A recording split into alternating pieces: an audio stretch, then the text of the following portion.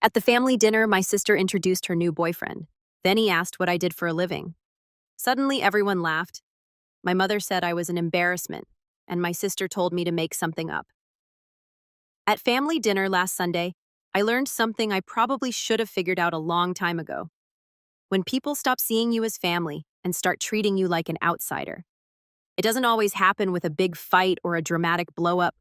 Sometimes it happens slowly, casually, with a passing insult that's supposed to be just a joke, a side comment that gets a few polite chuckles, and a dinner table full of familiar faces that suddenly feels unfamiliar. And the worst part, you smile through it. Not because you're okay, but because you're trying not to show them they got to you. My name's Marshall. I'm 28 and I've never really fit into my family. Not because I'm some black sheep with a criminal record or a wild past. I just took a different path than the one they expected. I didn't go to a fancy college, didn't land a high-paying job in finance or law like my older brother, and definitely didn't become the walking family trophy like my sister Morgan. She's 26, just 2 years younger than me, and somehow managed to become both my mom's favorite and my dad's echo chamber. She followed the family script to the letter honors student business degree, got engaged to a guy from a respectable family, and now works some mid-tier marketing job that gets treated like she's personally reinventing capitalism. Meanwhile, I run an online antique restoration business. I started it myself right out of my garage. And yeah, it's not glamorous, but it's mine. I take forgotten things, broken things, and bring them back to life. Chairs, clocks, old radios, even vintage arcade cabinets. You'd be surprised how much people will pay to restore a memory. But to my family, that's not a real job. It's just a hobby I haven't grown out of. Dinner that night was supposed to be a casual family catch-up at my parents' house, something we did once every couple of months. Dad grilled steaks. Mom made her usual 2 dry lasagna for backup, and my brother Jeremy brought his wife and 2 kids who immediately took over the living room with iPads and goldfish crackers. I showed up on time, brought a bottle of wine, and even brought a handmade centerpiece. I thought Mom might like a vintage-style table runner with polished brass napkin rings I'd restored from an old estate sale. She took one look at it, smiled tight, and said, "That's sweet, honey, but we don't really do that rustic look anymore." I brushed it off. I've gotten good at brushing things off. But then Morgan walked in and everything shifted. She made an entrance like she was walking into a movie premiere, flashing smiles, tossing her hair, and holding the hand of some guy none of us had met before. He looked like he'd been plucked straight from an Instagram ad for cologne. Tall, sharp, jawline designer shoes that probably cost more than my car's monthly insurance. Morgan practically glowed introducing him. "Everyone, this is Parker. He's a consultant. We met at a networking event last month." A consultant. Of course, no one ever really knows what consultants do, but it sounds expensive. So my parents were immediately impressed. "Oh, how wonderful," Mom gushed, leaning in for a double cheek kiss. "It's so nice to finally meet someone Morgan actually brings home. That means something, you know." Dad shook his hand and clapped him on the back like they'd known each other for years. Jeremy gave him a half smile while juggling his toddler. Even the kids looked up from their iPads for a second before getting bored again. I stood up, smiled politely, extended my hand. "Marshall, older brother. Good to meet you." Parker shook it and nodded. "Nice to meet you too, man. I've heard a little about you." I raised an eyebrow. "All good things, I hope." Morgan laughed a little too loud. "We'll see after tonight." It was just a comment, small, easy to ignore, so I laughed too, though my stomach twisted a little. I chalked it up to sibling teasing, nothing new. We all sat down to eat. The table was full. Jeremy and his wife on one end, Mom and Dad across from each other, and Morgan and Parker sitting right next to me. As we passed around dishes and tried to make polite conversation, I noticed something weird. Every time Parker said something, some casual story about flying to Chicago for a client meeting, or some book he was in the middle of writing, because apparently everyone writes a book now, the family would light up, laugh, ask questions, engage. When I chimed in with a comment about a restoration I was working on for a collector in upstate New York or a custom job I did for a film set, there'd be this pause like someone hit the mute button, then someone would redirect the conversation, ask Parker another question, or shift to Morgan's recent promotion. It was subtle, but not subtle enough to miss. I focused on my plate, chewing slower, saying less. I've learned to read the room still. Part of me held on to the hope that maybe, just maybe, I was imagining it. That hope vanished when Parker, halfway through dinner, turned to me and asked, "So Marshall, what do you do for work?" I didn't even get a full breath in. Before I could speak, Mom cut in with a tight smile. "Oh, don't ask him that, dear. He'll go on forever about it. You don't want to hear about rust and paint and tools." Everyone chuckled. Jeremy gave a low snort. Unless you're looking for a new coffee table from 1974, then maybe. Morgan, without missing a beat, sipped her wine and said, maybe lie this time so you don't sound so pathetic. Just say you're in design or something. I froze. The room laughed again quietly like they knew it was mean but figured it was all in good fun. Parker looked uncomfortable, but not enough to say anything. My hands tightened under the table. I looked around, waiting for anyone to say it was too far to tell her to stop. No one did. I forced a smile, the same one I perfected over years of being the disappointment. Sure, I said, my voice light. Let's go with design. Sounds more mysterious, more chuckles. My dad cleared his throat and asked Parker something about the stock market. Just like that, I was erased again, but I wasn't really smiling. I was calculating. And while they all laughed and passed the garlic bread, none of them noticed the shift in my eyes, the flicker behind my smile, the slow, subtle breath I took as something inside me, something I'd kept quiet for far too long, finally stood up because this wasn't just dinner anymore. This was going to be the last time they laughed at me without consequence, and they didn't even see it coming. I didn't sleep much that night. I left dinner early, said I had a client meeting in the morning, and drove around the city for an hour with the windows down and no music playing. Just thinking, letting the words repeat in my head like they were stuck on some broken record. Maybe lie this time so you don't sound so pathetic. I'd been called a lot of things over the years. Too quiet, too sensitive, a dreamer, weird, even disappointment. Once, though, my mom never actually said it out loud. She just said she wished I was more like Morgan or more stable like Jeremy. Which, let's be honest, is just the polite way of saying you're not what I wanted. But that night, that was new, that was direct, that was humiliating. And what burned the most wasn't just Morgan's comment. It wasn't even that everyone laughed like she was hosting open mic night. What really got to me, was how normal it felt to them, how casual, like that was just my role now. The guy at the table they could dunk on to make themselves feel better. I started to replay all the little moments from the past few years, the holidays where they'd forget to mention the changed dinner time, the birthdays where I got gas station gift cards while Morgan got jewelry, the way Jeremy always acted like I lived in a basement somewhere. Even though I own my own house, every moment I brushed off, laughed off, told myself wasn't worth making a scene over. I saw them differently now, like puzzle pieces I hadn't realized were all part of the same picture. And the picture looked a lot like someone being pushed out of their own family. So yeah, something changed that night. I didn't scream. I didn't text anyone some big dramatic message. I just stopped hoping. I stopped waiting for them to see me, to understand me, to treat me like I mattered. And as messed up as it sounds, there was something weirdly freeing about that. But life went on, at least for a few weeks. I went back to work. A few new commissions rolled in. One from a collector restoring 1960s jukeboxes. Another from a boutique hotel downtown that wanted their entire lobby redone in mid-century pieces. The kind of jobs I used to want to tell my family about. The kind of thing I used to be proud of. This time I said nothing until the text came. Mo dinner next Sunday. Everyone's coming. Parker's proposing and wants the family there. That was it. No. How are you? No hope you're free. Just a statement like I was a seat on the guest list, not a person. I stared at the screen for a full minute. It was so Morgan to make it into a performance. Of course he was proposing with the whole family there. Of course there'd be photos, speeches, and champagne. I could already picture the captions. She said yes. Our little girl all grown up. So lucky to welcome Parker to the family, and I'd be there in the background, half visible, probably holding someone's coat. I almost didn't go. I really thought about just vanishing, saying nothing. Skipping town for a weekend, but something held me back. Not curiosity, not guilt, just the need to see it. To finally confirm to myself that whatever connection we had left was long gone. Sunday came, and this time I dressed up not in some desperate attempt to impress them, just enough to feel like I was in control. Clean black button-down pressed slacks, new watch I bought for myself 6 months ago but never worn. I even styled my hair, which for me was borderline revolutionary. When I walked in, I was 10 minutes early. Jeremy was already there, same as always. His wife nodded at me and quickly turned back to her phone. The kids were on the couch watching some cartoon on full blast. My dad was outside grilling, and my mom was in the kitchen directing everyone like she was running a wedding. Nothing new. Then Morgan walked in glowing like a stage light. Parker right behind her. She wore this long, deep green dress, like she was about to attend an awards show. And he had on a tailored navy blazer and the same overconfident smirk as last time. They made a beeline for the living room, immediately soaking up compliments. I watched it all from the side. I didn't even try to insert myself. Dinner started awkwardly, the usual small talk. Jeremy droned on about his company's new software rollout. Mom bragged about the flower arrangements she'd chosen. Dad kept trying to tell Parker how to grill the right way, and Parker laughed along even though I could tell he had zero interest. Then it happened. Morgan stood up, tapped her glass with a spoon, and said, Okay, everyone, before we eat dessert, Parker has something he wants to say.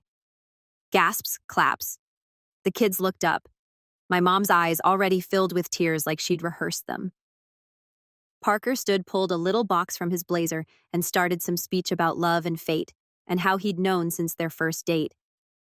Then he turned to Morgan, got down on one knee, and popped the question. She squealed, said, yes. They kissed.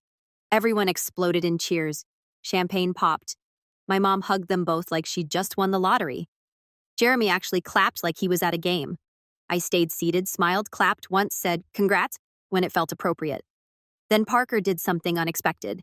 He turned to me. I know we haven't talked much, Marshall, he said, but I hope I'll get to know you better. Morgan says you're super creative and you do cool stuff with furniture. I blinked. Morgan looked mildly uncomfortable but said nothing. I nodded slowly. Yeah, something like that. Parker gave me this sheepish smile, then glanced at Morgan. She told me you made a chest for a museum once. That sounds pretty impressive. That made Morgan snap into action. Oh, he's exaggerating. It was just a small piece for a local exhibit. Nothing major. My mom chimed in. Yes, let's not confuse a display with a permanent feature, but it's sweet of you to show interest, Parker. They both laughed, and that was it. That was the moment. Something inside me cracked, because it wasn't just about the work. It wasn't just about being underestimated. It was about how they did it. Always with a smile. Always with concern or corrections. Always twisting every decent thing I did into something laughable, dismissible. Like even when a stranger tried to give me credit, they couldn't allow it. I stood up calmly. My fork clicked against my plate. Actually, I said voice even. It was for a museum, a private collection curated exhibit. They hired me to restore a 19th century writing desk that had belonged to a state senator. It was the centerpiece of the entire room. The room went quiet. Morgan blinked. Well, yeah, and last week I cut in. I signed a contract with a hotel chain that's renovating 7 properties to vintage themes. I'll be handling the custom restorations for all of them. So it's not just a hobby. The silence grew thicker. Parker looked vaguely impressed. Jeremy looked mildly irritated, like I'd ruined the vibe. My dad shifted in his seat. My mom gave me that brutal smile I knew too well. The one that meant she'd say something passive-aggressive in 32. Well, we're happy for you, honey, she said. But tonight's about Morgan. Let's not derail the celebration. I let that sink in. Then I turned to Morgan. You ever wonder, I asked, why you can't talk about me without adding a little insult after every sentence? Morgan raised an eyebrow. What are you talking about? Maybe lie this time so you don't sound pathetic, I quoted. Ring a bell. Her cheeks flushed. It was a joke. No, I said, taking a step back. It wasn't. It never is. Not when it comes from you. Not when it comes from any of you. Mom stood up now, sensing things had shifted. Marshall, let's not start drama. I met her eyes. No, let's finally have it. I took a breath. I'm done pretending like I don't hear what you really think. I'm done playing the silent, polite, invisible son who smiles while you all chip away at whatever's left of my self-respect. You don't get to laugh at me, talk down to me, rewrite my life in front of strangers, and then expect me to show up and clap when you tell me to. My voice wasn't loud, but it didn't need to be. Morgan scoffed. Wow. Okay, someone's having a meltdown. I turned to her slowly. You've spent your whole life building a pedestal out of praise and favoritism, and somehow still managed to look down on everyone from it. I hope Parker likes the view. She froze. Even Parker looked caught off guard. I turned toward the door. I'm leaving. And don't worry, I won't embarrass you again. Not by showing up, and definitely not by being myself. And then right as I reached for my coat, my mom said something I'll never forget. Well, don't expect to be included in the wedding if you can't behave like an adult. I froze, slowly turned, and the look I gave her must have said everything I didn't need to, because in that moment I knew exactly what I needed to do next. But I said nothing. I just opened the door, stepped outside, and walked into the cold air like I was finally breathing again. And none of them knew that this wasn't the end. It was only the beginning. I didn't cry in the car. I didn't scream. I didn't punch the steering wheel. I didn't even call a friend to vent about it. I just sat there gripping the wheel engine, humming quietly under me. staring out at the dark suburban street in front of my parents' house. Their porch light glowed soft yellow behind me, like a spotlight on a stage I just walked off. I felt hollow. That's the thing about hitting your emotional limit. It doesn't always look like a breakdown. Sometimes it's numbness.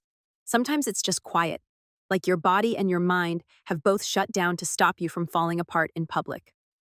I drove home in silence. No radio, no podcasts, just the sound of tires on pavement and my breath catching every once in a while when my thoughts tried to wander back to that moment. Don't expect to be included in the wedding as if I was some child who needed to be taught a lesson. My own mother had essentially told me I was replaceable. And the worst part, I kind of believed her.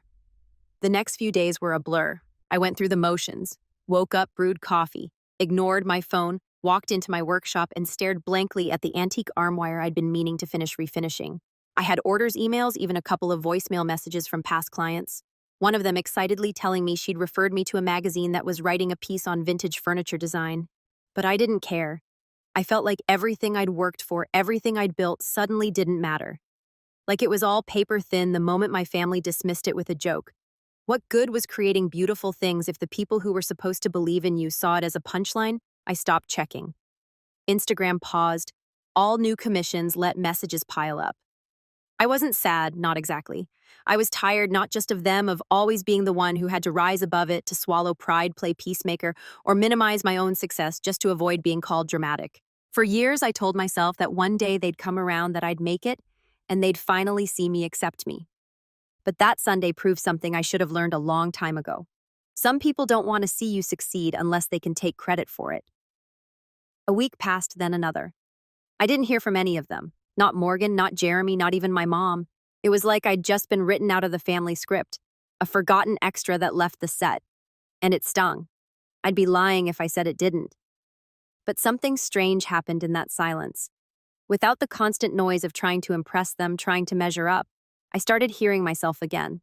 It started small. One morning, I brewed coffee, sat at my kitchen table, and opened a message I'd been ignoring for days. It was from a man named Arthur, who ran a luxury restoration shop in upstate New York. He'd seen some of my work through a mutual client and wanted to talk about a partnership. I almost deleted it. Then I didn't. I replied with a short message and set up a call for the next afternoon. I figured I'd probably back out, but I didn't. When the call came, Arthur turned out to be this calm, kind older guy in his late 60s with a voice like gravel and stories for days. He'd been in the business for over 30 years and said my work reminded him of when he first started. Attention to detail, passion for history, no shortcuts. He told me he was semi-retiring and looking for someone younger to collaborate with, someone who could take on overflow clients, maybe even help train apprentices in the future. I know it sounds sudden, he said near the end of the call, but good craftsmanship is rare. Passion's even rarer. I don't care what degrees you've got. What I see in your work is someone who gives a damn. That's what matters. I didn't say anything at first because no one had ever put it that way before. That call flipped a switch. Not a loud one, just a soft click like a light bulb flickering back to life in a dark attic. Over the next few weeks, I started working again. Quietly, steadily, I finished the arm wire, shipped it to a client in Charleston who emailed me a full paragraph about how it made her cry when she saw it in person. I accepted Arthur's offer to take on 2 of his clients, and one of them turned out to be this interior designer in Chicago who immediately booked me for more. I started posting again, but not for likes, just to share. Pieces, I was proud of details, I loved stories behind each item, and people responded more than ever before. Comments flooded and orders stacked up. Even a small YouTube design channel featured my work in a short segment about craftsmen who still do it by hand. And slowly, I started to feel different. Not fixed, not invincible, just steady. There was a moment about a month after the dinner when I caught myself whistling while sanding down a mahogany tabletop. It was this little thing, barely even noticeable, but it stopped me cold because I couldn't remember the last time I'd done that. It wasn't until mid-April that I heard from Morgan again. She texted out of the blue, "Morgan, hey, wedding's June 10th, sending out official invites next week. LMK if you're coming." That was it. No apology, no follow-up, no acknowledgement of what happened. Just a quick you in or out message, like she was RSVPing to a work event. I stared at the screen for a while, and then I did something I never thought I would. I didn't reply, not right away at least. Instead, I kept working. I finished a set of custom side tables, helped Arthur organize a workshop for young designers. I even spoke on a panel at a local design fair. Me, a guy who used to hate public speaking. People came up afterward, asked about my process, complimented my craftsmanship. No one laughed. No one cut me off. It felt real. About a week later, I got the official invitation in the mail. Cream envelope, gold lettering, big cursive names, Morgan and Parker. My name was printed at the bottom, Marshall Blake. No guest, no note, just the RSVP card and a list of expected attire and times. For a second, I almost tossed it. But then I had an idea. A small one, quiet but sharp. That same week, I got a call from a producer at a well-known home and lifestyle channel. They were running a new series on small batch artisans and wanted to feature a few restoration experts. Someone had sent them my Instagram page. The producer was direct. "We love your aesthetic. It's rare, thoughtful, authentic. We think you'd be a great fit." We scheduled a video call. She asked me questions. I answered casually. At the end, she smiled and said, "You know, we're also shooting a segment on location at a big wedding this summer. Luxury venue, very old school. They're showcasing bespoke design elements throughout the space. Would you be interested in contributing?" I blinked. "A wedding?" She nodded. "Yep. Furniture, staging, floral stands, maybe a centerpiece or two. We put your name in the credits. Could be good exposure." I asked for the date and location. She told me, and I nearly laughed out loud. It was the same venue Morgan had listed on her invite. That was when everything came together. Not revenge, not spite, just clarity. Because for the first time in a long, long time, I finally held the pen and I had a story to write. I RSVP. Yes, but I didn't tell them how I was coming, and I definitely didn't tell them why. To them, I was still the same joke from dinner. The brother. They could forget until it was time for a family photo, the one they'd cut out of the toast, the slideshow, the planning emails.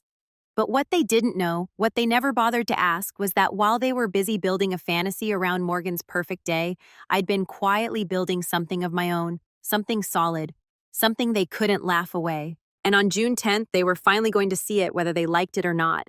Most people think revenge is loud, that it comes with fireworks, shouting public breakdowns, or explosive reveals that leave everyone gasping and whispering. Maybe that's how it works in movies. But in real life, the best revenge is quiet, patient, precise. It's not about making a scene, it's about making a point. So when I said yes to Morgan's wedding invite, I didn't do it out of sentimentality. I wasn't hoping they'd change or come to their senses or even apologize for how they treated me. No, I was past all that. I accepted the invitation because I saw an opening, a beautiful, poetic opening. The same family that had spent years treating me like I was less than irrelevant, a footnote in their shiny group photo, was now hosting a high-profile event at a venue where I had just been invited to contribute behind the scenes for a national design series. They had no idea, and I had no intention of telling them yet. The producer Kendra followed up with me 2 weeks later. She said the wedding venue had finalized their style brief, vintage romantic with a modern flair. Think hand-carved wood, warm brass tones, floral accents. She asked if I could provide 2 centerpiece console tables, custom podiums for the ceremony, and if possible, a refurbished vintage love seat for the bridal photo area. I replied, absolutely. She responded 5 minutes later. "You're a lifesaver and your work is stunning. We'll make sure your name is on everything." That message stayed open in my inbox for a while. I just kept rereading that line. Your name is on everything. They were filming an entire episode around this wedding. The production team would be at the venue for 3 days. Interviews, B-roll, prep, teardown, and my work would be there for every second of it. My tables, my detailing, my craftsmanship, and most importantly, my name not just on a tag in the credits on screen, recognized. The next morning, I got to work harder than I had in months, maybe years. I didn't talk to anyone about it. I didn't post updates online. I didn't even tell Arthur, though he noticed my energy had shifted and gave me a quiet thumbs up when I finished sanding a cherrywood base in record time. There was something deeply satisfying about it. Planning something in silence. Not for applause, not for validation, just for me. Every morning I brewed coffee, turned on my workshop lights, and laid out the plans. The centerpiece tables would be reclaimed oak polished to a mirror shine with carved floral motifs along the legs. The podiums would be a dark walnut, smooth and angular, traditional but bold. And the love seat that was my favorite piece. I found it at an estate sale outside of town, a 1930s French-style couch with a cracked frame and torn velvet. Everyone else walked past it like it was garbage. I saw a masterpiece hiding under the dust. 3 weeks later, it looked like something out of a luxury catalog. deep green velvet reupholstered by hand. Ornate legs I carved and stained myself. Brass detailing along the backrest. It wasn't just a piece of furniture. It was a statement. I imagined Morgan sitting on it for her bridal portraits, and I smiled. 2 weeks before the wedding, I got an unexpected call. Kendra again. "Hey, Marshall," she said, upbeat as always. "So bit of an update. We'd love to film a short segment with you on location. Just a 2-minute interview about your process and inspiration. Would you be okay with that?" My throat went dry. This was bigger than I'd expected. Yeah," I said, trying not to sound too eager. "That's totally fine." "Awesome," she replied. "We'll film it on Friday morning before setup. Super casual. Just you, your pieces, and a bit of backstory. People love to see the human side of craftsmanship." I hung up and stood there in the middle of my shop heart racing. This wasn't just a background credit anymore. This was a full feature segment, a spotlight, and it was happening at my sister's wedding. I thought about telling someone. Not my family, obviously, but maybe a friend or Arthur or this one client I'd become friends with over email who always asked about my work. But something told me to wait to keep it mine. Let the reveal happen naturally. If my family had taught me anything, it was how to stay quiet while people talked over you. Now I was using that silence as cover. The day before the wedding, I arrived at the venue with my van packed to the ceiling. I'd wrapped every table, every podium, every corner of that love seat in layers of fabric and foam. No detail left unguarded. The venue was stunning. A lakeside estate turned event space. All sprawling green lawns and tall hedges with stone terraces and high ceilings inside. Picture perfect. The production crew was already there, busy with camera gear and lights. I parked near the back, unloaded, and started setting up while the planner barked orders at florists and caterers. "Are you Marshall?" one of the producers asked, clipboard in hand. I nodded. She smiled. Kendra said, "You're the one to watch. They'll film your interview around 11 a.m. tomorrow. Just be ready." Absolutely. I found my assigned spaces and carefully staged the pieces. The tables flanked the main entry to the ceremony area, dressed with floral arrangements that still smelled like morning dew. The podium stood by the altar where Parker would make his vows, and the love seat, oh the love seat, was placed under a floral arch front and center in the reception hall, surrounded by soft lights for photo ops. It looked like something out of a wedding magazine, and it was all mine. I stayed late pretending to double-check measurements, but mostly, I just wanted to be alone with the space to watch how people reacted to my work without knowing it was mine. The planner passed by and paused. "These tables are gorgeous," she murmured to herself. One of the camera guys nodded. "It's all custom. The guy's legit." Finally, something not made in a warehouse. I stood off to the side, arms crossed, heart quietly hurting. I didn't step in, didn't say a word because they'd know soon enough. The morning of the wedding, I arrived early in a clean suit and polished shoes. No over-the-top flair, just enough to blend in. I had a lanyard from the production crew with my name on it, Marshall Blake Artisan, and a time slot for the interview. It felt surreal. I walked past the reception space and spotted my love seat already being used. A group of guests were snapping photos on it, laughing, smiling. None of them knew I'd built it from splinters and wrought. I found Kendra by the camera crew and waved. "Perfect timing," she said, leading me to a corner where they'd set up soft lighting and a stool. "We'll start rolling in 5. Just speak from the heart." I did. The interview flowed. I talked about why I got into restoration, what I loved about vintage pieces, how every scar and scratch told a story. I kept it honest, grounded, not trying to impress, just trying to be me. When we wrapped, the crew clapped softly, and one of them said, "Man, that was great. You've got a real presence." I nodded, thanked them, and walked off to the side of the garden, just in time to see Morgan arrive. She stepped out of a sleek silver car in a lace-trimmed gown, surrounded by bridesmaids, photographers, and my mom. They didn't see me, but I saw them. I watched as they laughed, posed, and directed people like it was their personal movie set. And then just as Morgan turned toward the entrance, she saw the tables. Her face tilted slightly. Then she saw the love seat. Her eyes narrowed. She turned to my mom and said something I couldn't hear, but I saw her lips move. Then her brows knit.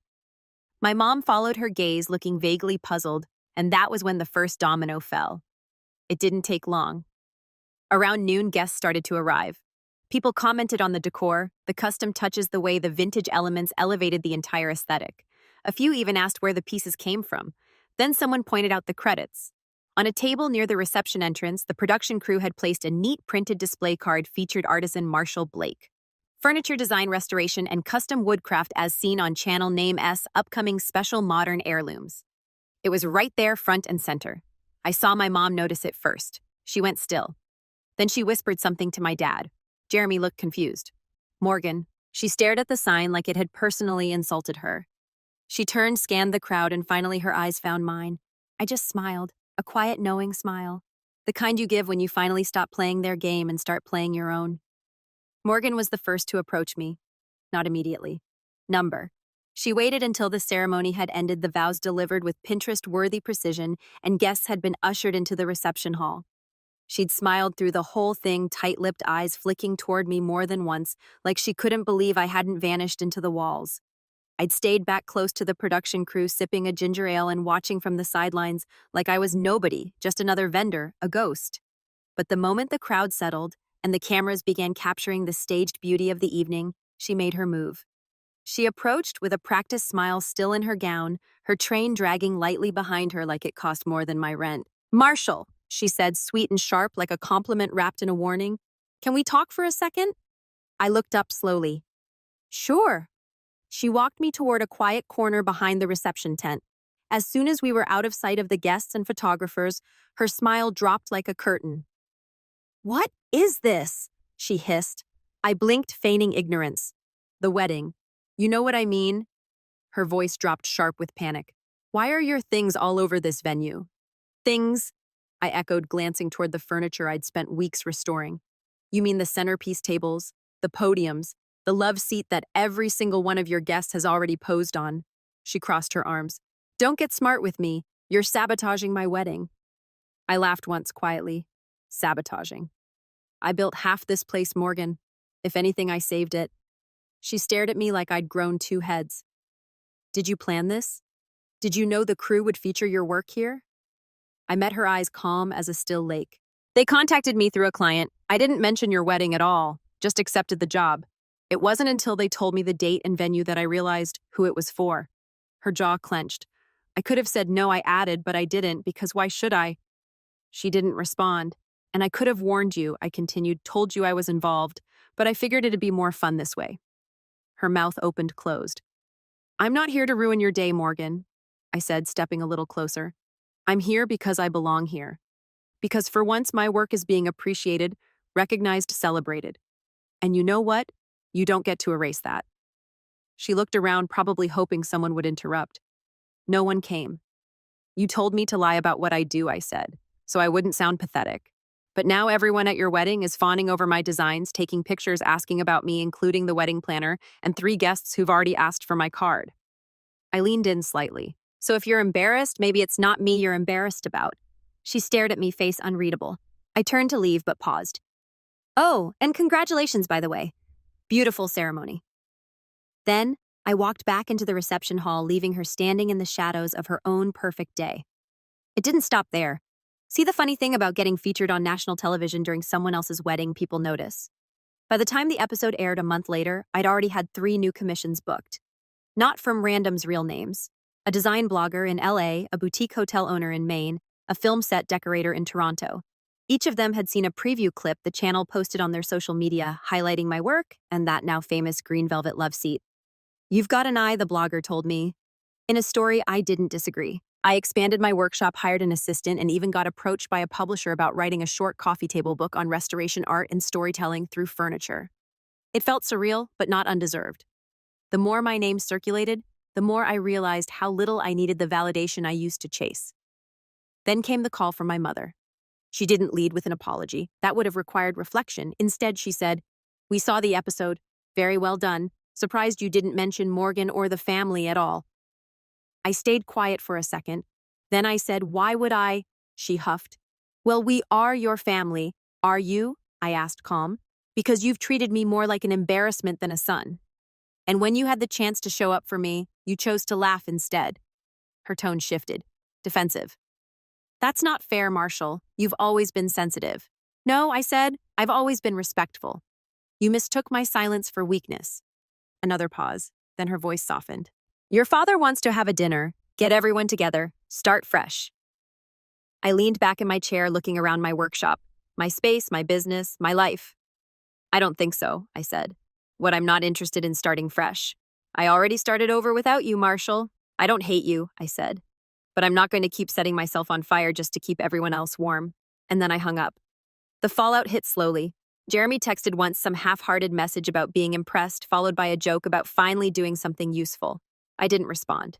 His wife tagged me on Instagram with a caption like she'd always believed in me. I removed the tag. As for Morgan, radio silence, but word travels. A mutual friend told me her wedding video had been delayed because the couple didn't want to include too much footage of the non-approved furniture, but it was too late. The venue had shared it, the magazine had shared it, even the local news picked it up when the episode aired. Her wedding may have been her big day, but my name was the one people remembered. A few months later, I got an invitation in the mail. Morgan and Parker were hosting a housewarming party at their new home in the suburbs. Big cursive font, white and gold trim. My name at the bottom again. This time I tossed it in the trash without reading the rest. I didn't need to show up anymore. I already had in every living room that watched that episode, in every home that now had a piece of my work in it, in every article that mentioned my name next to words like masterful, authentic, and one to watch. Revenge didn't come with fire and fury. It came with focus, with patience, with knowing that you don't have to scream to be heard. You just have to let your work speak for you. And mine spoke louder than any of them ever.